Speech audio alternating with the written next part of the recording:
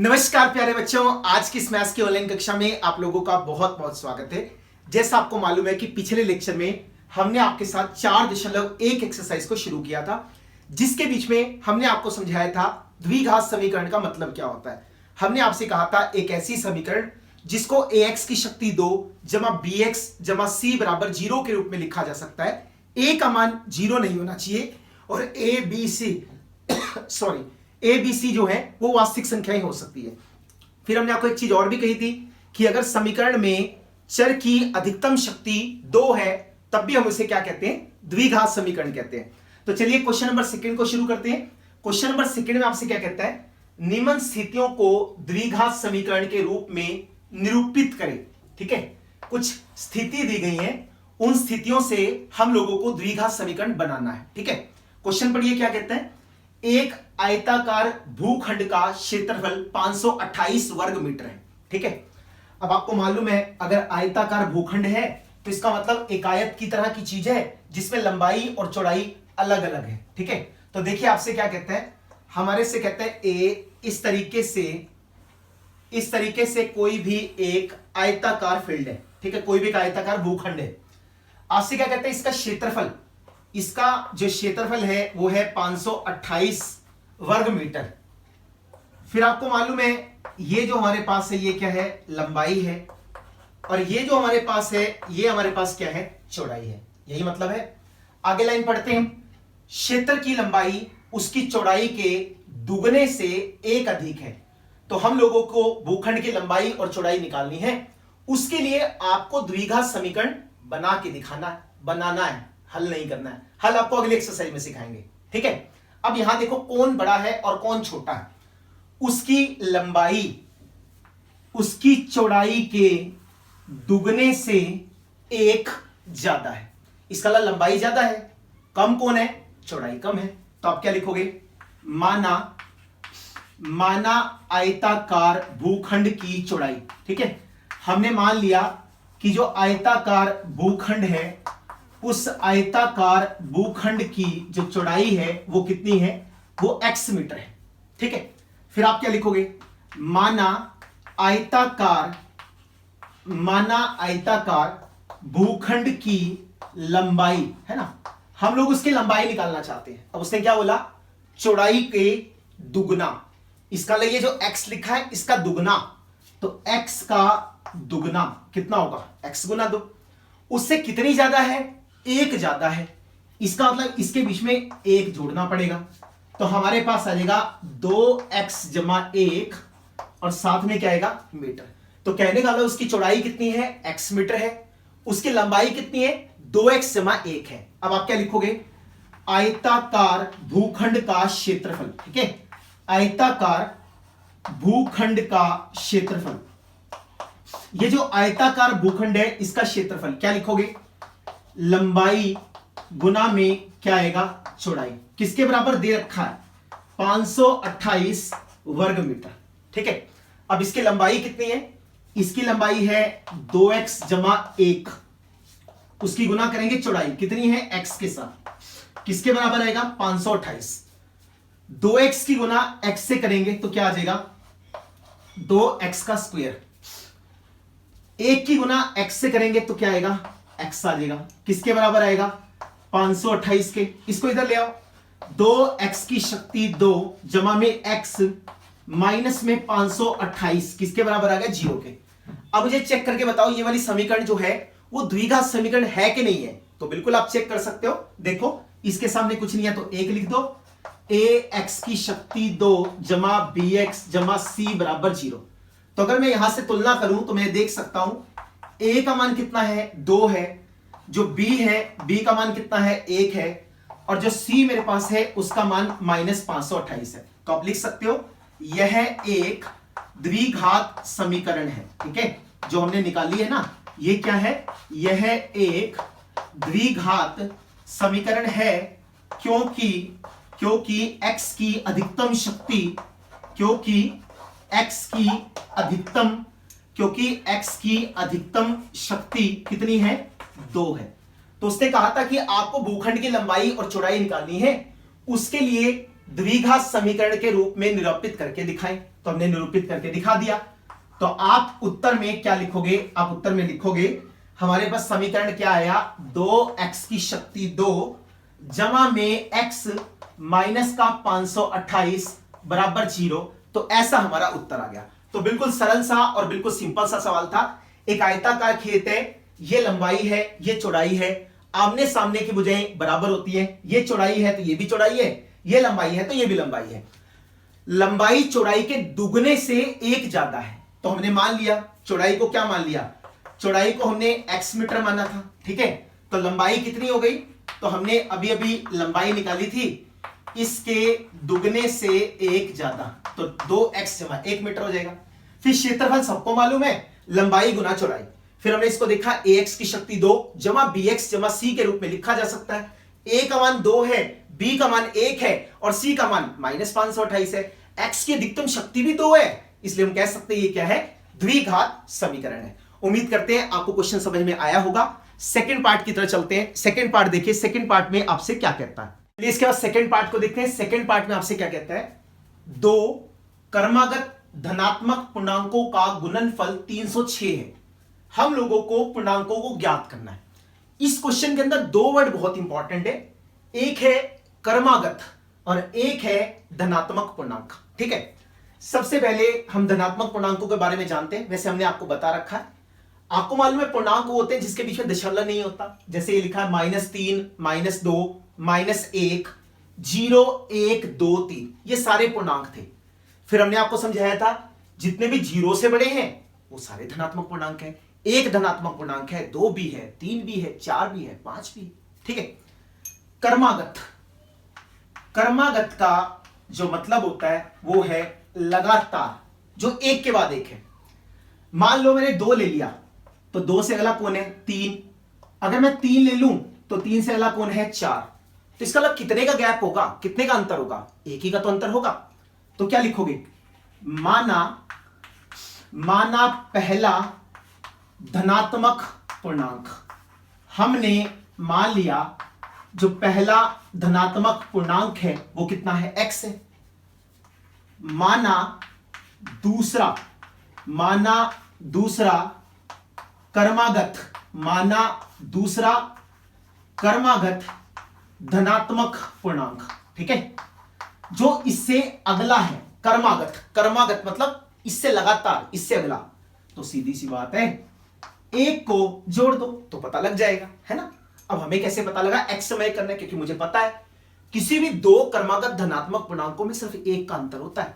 अगर एक x है ना, दूसरा तो अपन एक जोड़ के निकाल सकते हैं, x जमा 1 करके, ठीक है। अब प्रश्नानुसार, है ना, प्रश्न भाई साहब जो हैं, प्रश्न भाई साहब क्या कहते हैं, कर्मागत धनात्मक पूर्णांकों का गुणनफल, कर्मागत धनात्मक पूर्णांकों का गुणनफल, इसका जो गुणनफल है वो कितना है, इसका गुणनफल 306 के बराबर है।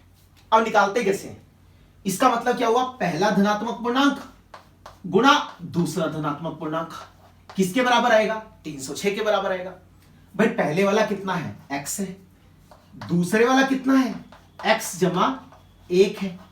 इसकी गुना करो, x की गुना x से करेंगे x की शक्ति 2, x की गुना 1 से करेंगे प्लस का x, बराबर किसके आएगा, 306 को। इस 306 को यहां ले आओ, x की शक्ति 2 जमा में x माइनस का 306 किसके बराबर आ जाएगा, 0 के बराबर आ जाएगा। इसको लिखेंगे 1x की शक्ति 2, इसको लिखूंगा 1x और माइनस का 360, तो हम इसको लिख सकते हैं ax की शक्ति 2 जमा का bx जमा में c बराबर 0। तो आप कंपेयर करो, जब आप कंपेयर करोगे तो लिखोगे a का वैल्यू 1 आ गया, b का मान कितना आ गया, 1 आ गया, c का मान कितना है, माइनस का 306। तो आप लिख सकते हो, क्योंकि इसको मैं ax की शक्ति 2 जमा bx जमा c बराबर 0 के रूप में लिख पा रहा हूं। तो आप क्या लिखोगे, यह एक द्विघात समीकरण है, ठीक है। जो ये वाली चीज है वो क्या है, द्विघात समीकरण है, क्योंकि x की अधिकतम शक्ति, क्योंकि x की अधिकतम शक्ति 2 है। ठीक है, यहां पे x की अधिकतम शक्ति 2 है और हम लोग इसको ax की शक्ति 2 जमा bx जमा c बराबर 0 के रूप में लिख पा रहे हैं, जो कि बिल्कुल आसान है। बस आपको दो ही वर्ड्स का ध्यान रखना है, कर्मागत धनात्मक। कर्मागत का मतलब लगातार, हर एक के बीच में कितने कितने का गैप है, एक एक का अंतर था, इसलिए अगर मैंने पहले को x माना तो दूसरा x प्लस 1 होगा। तो जिन धनात्मक पूर्णांकों की बात कराए, इसका मतलब 0 से आगे दशमलव के बिना जितने भी नंबर हैं वो सारे धनात्मक पूर्णांक हैं। उनमें से कोई भी दो ऐसे नंबर उठाने थे जिनको गुना करने से 306 आएगा और वो दोनों के दोनों लगातार हैं। ठीक है जी, उम्मीद करते हैं समझ में आ गया होगा। उत्तर लिखना है तो ऐसे लिख लेना उत्तर। तो इसका उत्तर क्या आएगा, इसका उत्तर हमारे पास आएगा x की शक्ति 2 जमा में x माइनस का 306 किसके बराबर आएगा, 0 के। ठीक है जी, बस पेपर में आएगा तो हमें द्विघात समीकरण बना के दिखानी थी, द्विघात समीकरण हम लोगों ने बना दिया। ठीक है जी, आगे चलते हैं। फिर इसके बाद देखिए थर्ड पार्ट। थर्ड पार्ट में आपसे क्या कहता है, तो चलिए इसके बाद थर्ड पार्ट को देखते हैं। थर्ड पार्ट में आपसे क्या कहता है, रोहन की मां उससे 26 साल बड़ी है। मान लो अगर रोहन 4 साल का है तो उसकी मम्मी उससे 26 साल बड़ी मतलब 30 साल की है। रोहन 10 साल का है तो उसकी मम्मी उससे 26 साल बड़ी मतलब 36 साल की है, ऐसा वो कहना चाहता है। उनकी आयु का वर्षों में गुणनफल अब से 3 वर्ष के बाद, जितने भी वो साल के आज हैं, अगर 3 साल के बाद उनकी आयु का गुणनफल निकाला जाए तो 360 हो जाएगा। हम लोगों को रोहन की वर्तमान आयु निकालनी है। ये तो क्लियर है ये कि रोहन की मम्मी रोहन से बड़ी है, रोहन की उम्र उसकी मम्मी की आयु से बिल्कुल कम है, वो तो सबको मालूम है, वैसे भी पता है हम लोगों को। ठीक है, तो कैसे करेंगे इसको, जो कम होता है सबसे पहले इसको मानते हैं, तो आप क्या लिखोगे, माना रोहन की वर्तमान आयु, क्योंकि इस तरह के जितने भी सवाल हैं वो सारे के सारे सवाल वर्तमान आयु के ऊपर होते हैं। तो हमने मान लिया रोहन जो है वो आज x सालों का है। ठीक है, फिर आप क्या लिखोगे, माना रोहन की मां की वर्तमान आयु, जो रोहन है उसकी मम्मी की वर्तमान आयु उससे कितनी ज्यादा है, 26 साल ज्यादा है। इसका अगर रोहन की x है तो उसकी मम्मी की x जमा 26 आएगी।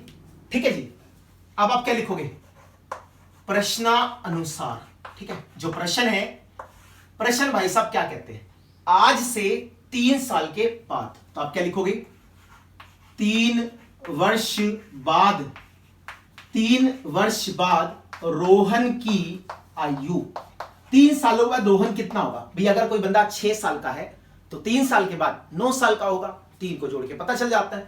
इसको लिखो x जमा में 3 वर्ष, ऐसा बन जाएगा। फिर आप क्या लिखोगे, 3 वर्ष बाद रोहन की मां की आयु, जो रोहन है उसकी मां जो है उसकी आयु कितनी है, वो भी 3 बढ़ जाएगी। तो x जमा 26 जमा 3, जब आप इसको जोड़ोगे तो x जमा 29 वर्ष। ठीक है, अब प्रश्न क्या कहता है, अगर 3 साल के बाद दोनों की आयु को गुना किया जाए तो 360 आ जाएगा। तो इसका मतलब अगर मैं x जमा 3 की गुना x जमा 29 के साथ करूं तो 360 आ जाता है। ठीक है, इस तरह के क्वेश्चन तो हमने फर्स्ट क्वेश्चन में भी करे थे, गुना करनी है कर दो इस x की पहले सारे से, तो x उसकी ब्रैकेट में आएगा x जमा 29, फिर इस 3 की इस सारे के साथ x जमा 29 और ये किसके बराबर आएगी, 360 के।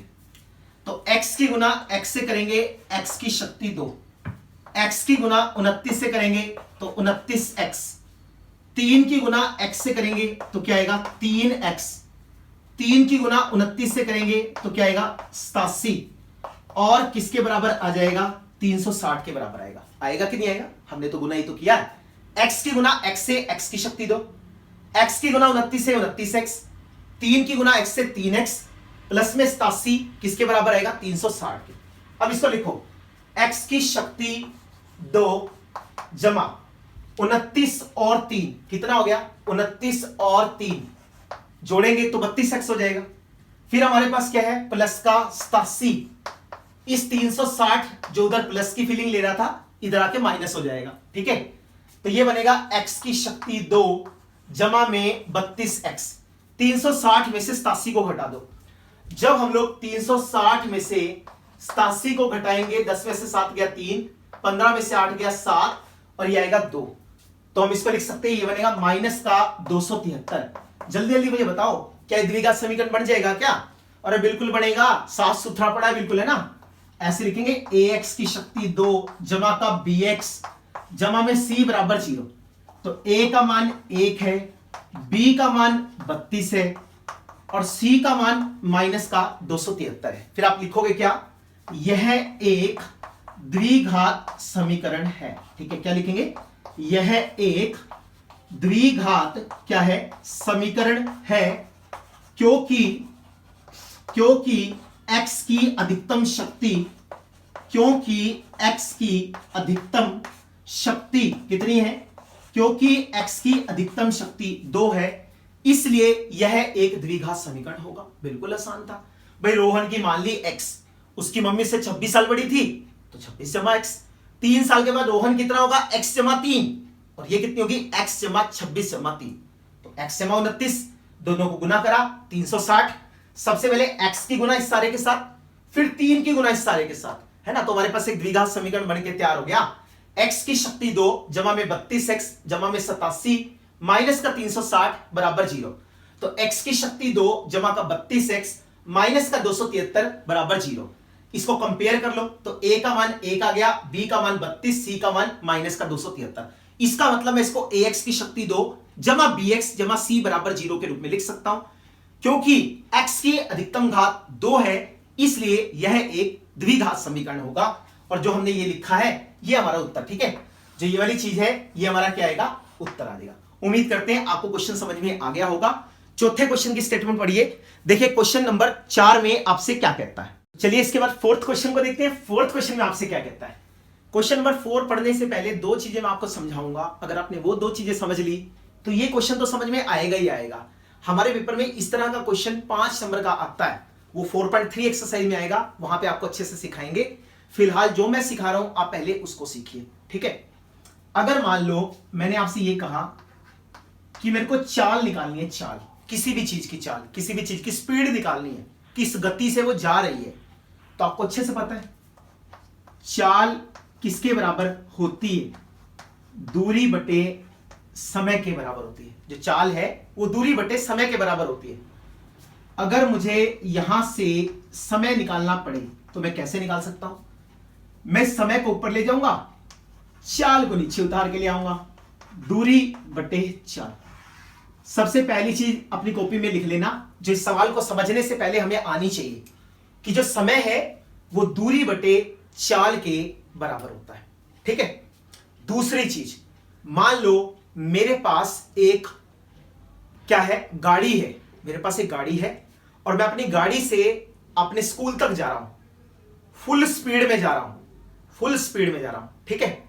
अगले दिन मेरे पापा बोले भी आज गाड़ी में नहीं जाएंगे, अपनी स्कूटी ले जा। मैं स्कूटी पे जा रहा हूं, मैं स्कूटी पे स्कूल जाऊंगा, ठीक है। ऑब्वियस सी बात है स्कूटी का स्पीड गाड़ी की स्पीड से कम होगा। तो आप मुझे ये बताओ समय कब ज्यादा लगेगा और कब कम लगेगा।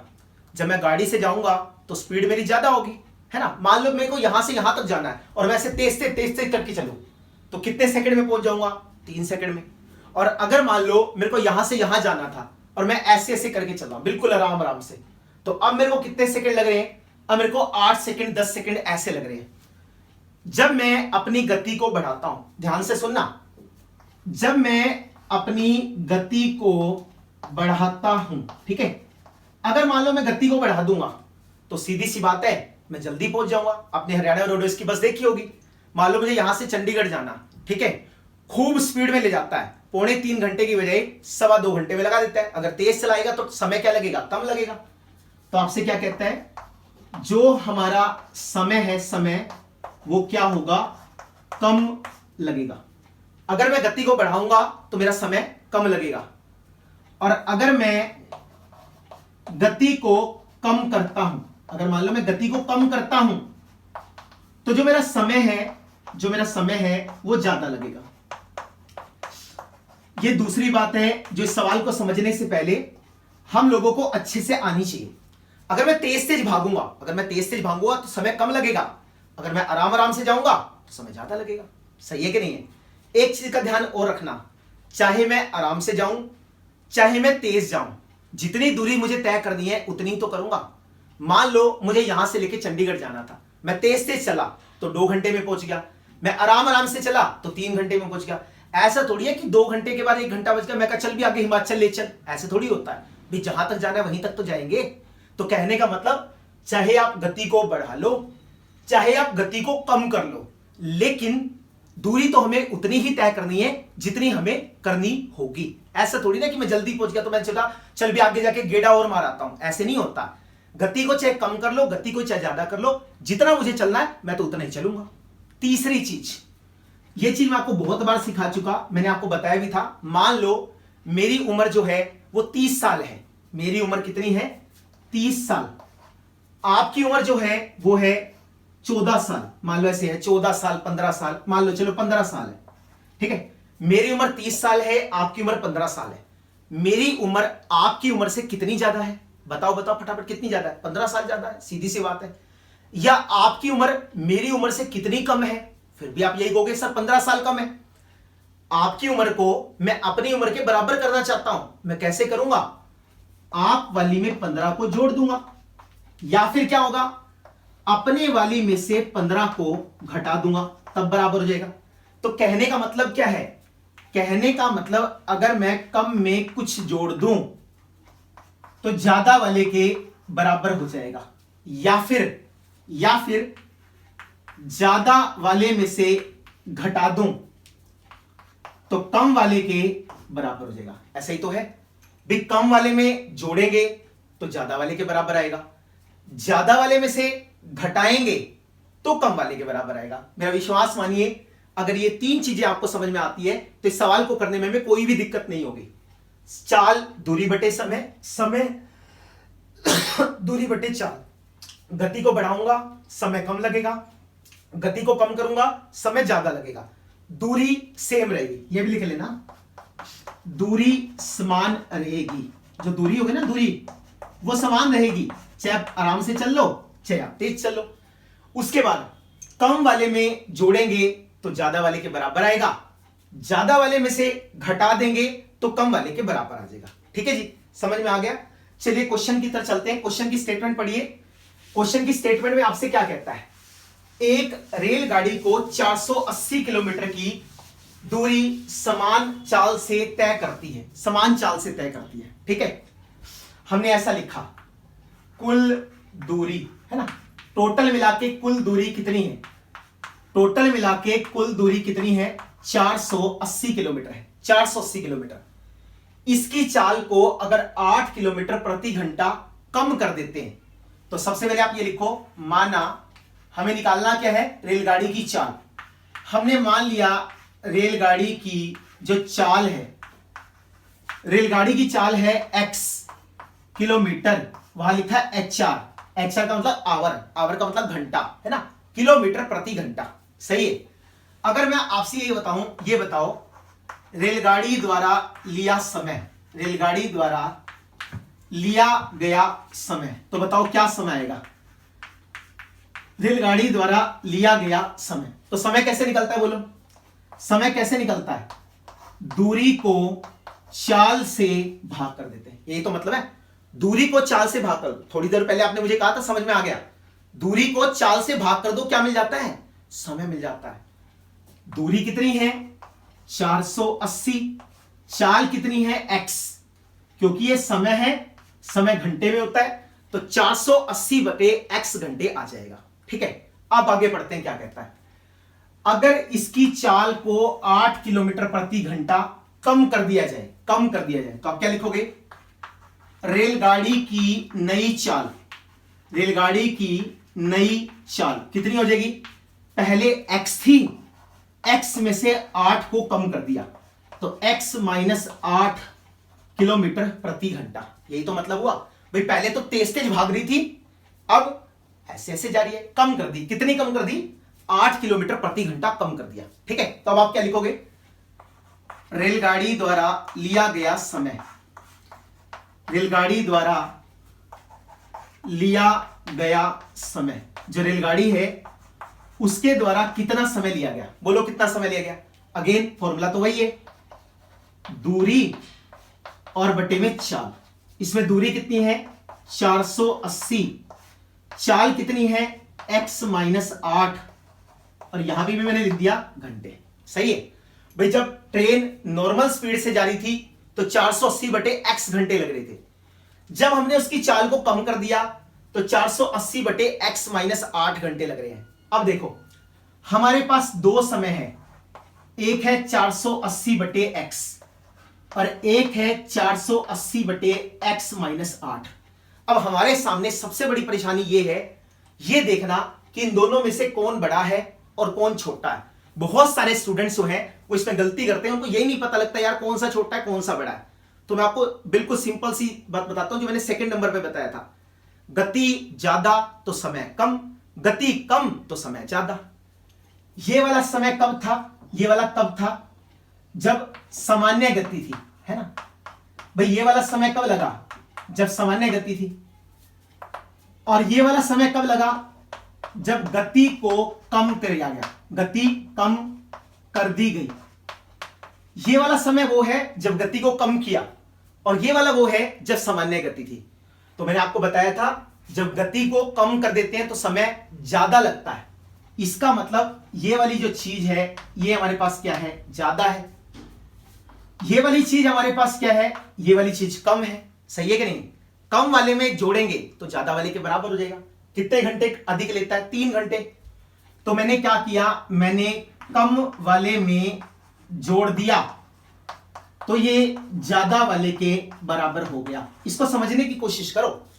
कई लोग समझने वाले तो इसको वैसे भी समझ जाएंगे, जिसके जब हाँ देखो ना ऊपर अंश एक जैसा है, जिसका हर छोटा होगा वो उतना ज्यादा बड़ा होगा। मेरी बात ध्यान से सुनना जो मैं अब सिखाऊंगा। देखो 480 को 60 से भाग किया, 480 को 80 से भाग किया, इसको काटूंगा तो 8 आएगा, इसको काटूंगा तो मेरे पास कितना आएगा, 6 आएगा। सही है, तो जिसके हर के अंदर संख्या कम है वो बड़ा होता है, जिसके हर के अंदर संख्या कम है वो समय क्या होगा, बड़ा होगा। अब आप मुझे ये बताओ x बड़ा है कि x माइनस 8 बड़ा है। तो आपको मालूम है x बड़ा है क्योंकि इसमें से तो 8 घट रहा है। इसके नीचे कम है तो इसका ये पूरी की पूरी जो चीज है वो क्या होगी, ज्यादा होगी। तो कम वाले में जोड़ेंगे तभी ज्यादा वाले के बराबर आएगा। नहीं तो आप इसको ऐसे भी सकते हो, ये सामान्य गति वाला समय है और ये क्या है, जब गति को कम किया। जब गति को कम करते हैं तो टाइम ज्यादा लगता है और जो सामान्य से चल रही है उसमें कम लगेगा। ठीक है, अब इसको उधर ले जाओ, 480 बटे x माइनस 8, इसको उधर ले जाएंगे तो माइनस का हो जाएगा।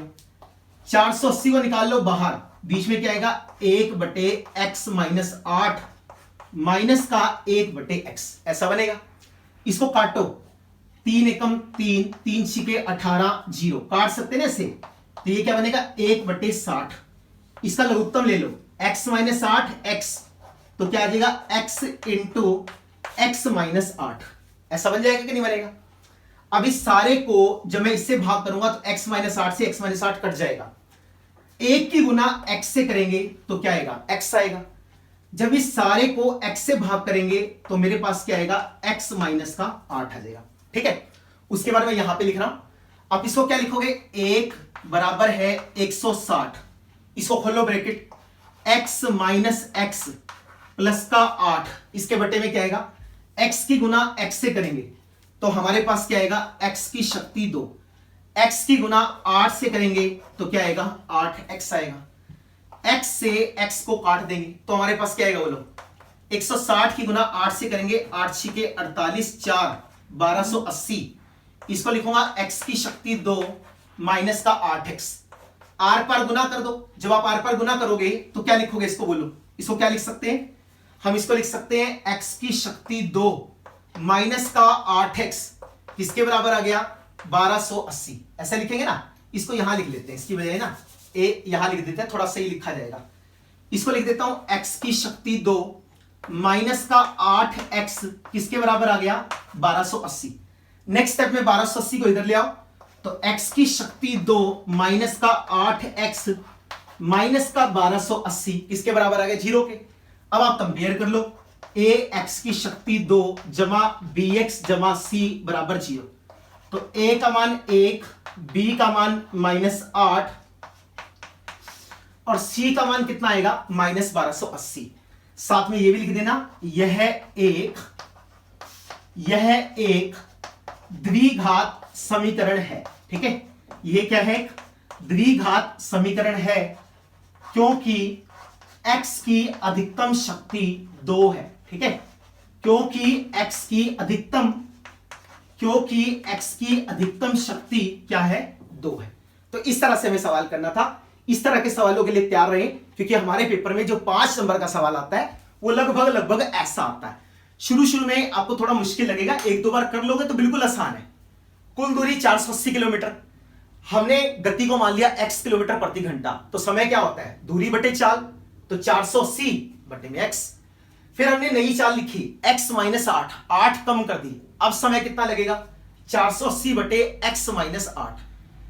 ये समय वो है जब हमने चाल को कम किया था। जब चाल को कम कर दे, जब मैं ऐसे ऐसे चलूंगा तो टाइम ज्यादा लगेगा। ये समय ज्यादा है, ये समय कम है, कम वाले में जोड़ दिया, ज्यादा वाले के बराबर आ गया। इसको उठा के इधर लेके आएंगे माइनस का हो जाएगा। ठीक है, उसके बाद हमने क्या किया 480 को बाहर निकाल लिया, 3 से 480 को काटेंगे 160, इसका लघुत्तम लेंगे x इंटू एक्स -8, ये उधर जाएगा x minus x plus 8, x से x कट जाएगा, 160 की गुना 8 से करेंगे तो 1280 1 बटे x square minus 8x, r पर गुना कर दिया तो x का स्क्वायर माइनस का 8x माइनस का 1280 बराबर 0। तो ax की शक्ति 2 जमा का bx जमा c बराबर 0। तो a का मान 1, b का मान -8 और c का मान माइनस का 1280। तो ये हमारे पास एक द्विघात समीकरण है क्योंकि इसमें x की अधिकतम शक्ति 2 है। तो उम्मीद करते हैं ये क्वेश्चन आपको अच्छे से समझ में आ गया होगा। 1-2 बार करके देखिए, फिर भी कोई डाउट आता है तो कमेंट बॉक्स में डाल सकते हैं। जल्दी से जल्दी आपकी समस्या का पूरा समाधान करने की कोशिश की जाएगी। इसके साथ हमारी एक्सरसाइज नंबर 4.1 भी खत्म हुई। आज के स्टूडियो लेक्चर में इतना ही। वीडियो अच्छी लगी हो तो लाइक करना बिल्कुल मत भूलिए। चैनल को सब्सक्राइब नहीं किया तो चैनल को सब्सक्राइब भी कर दीजिए और अपने फ्रेंड्स को भी बताइए ताकि वो लोग भी इस महामारी के समय में शांति से घर बैठ के अपनी पढ़ाई कर सके। तो नेक्स्ट वीडियो में मिलेंगे एक्सरसाइज नंबर 4.2 के साथ। बिल्कुल सरल सी नकली सी एक्सरसाइज है। ठीक है, तब तक के लिए बेस्ट ऑफ लक।